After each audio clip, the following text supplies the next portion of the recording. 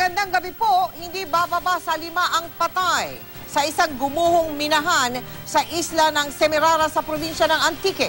Patuloy naman ang search and rescue operation sa 5 iba pang minerong natabunan ng lupa. Nangako naman ng tulong ang Semirara Mining Corporation para sa mga pamilya ng mga apektadong minero.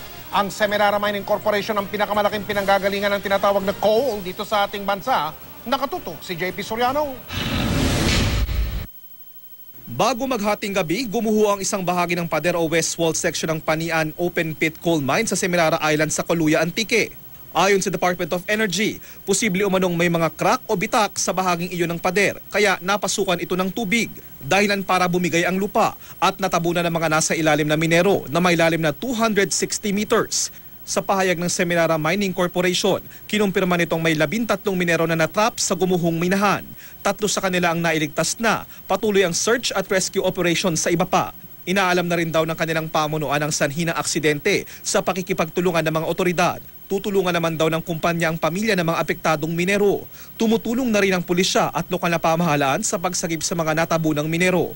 Yung mga personnel ng mga Semirara Mining Corporation at saka sa tulong din ng ating mga PNP, so sila ngayon ang nag-conduct ng retrieval operation doon. Problema ngayon, medyo nag-flow yung water sea level, kaya nag-problema, medyo na-delay yung pag-retrieve ulit ng 7 nasa ilalim ng lupa.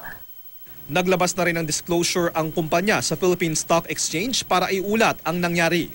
Ipinapaalam din na itinigil muna ang kanilang operasyon sa minahan para sa kaligtasan ng kanilang mga tauhan.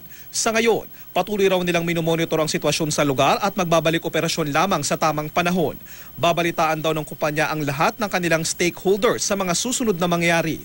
Ang Semirara Mining Corporation ang pinakamalaking coal producer sa bansa.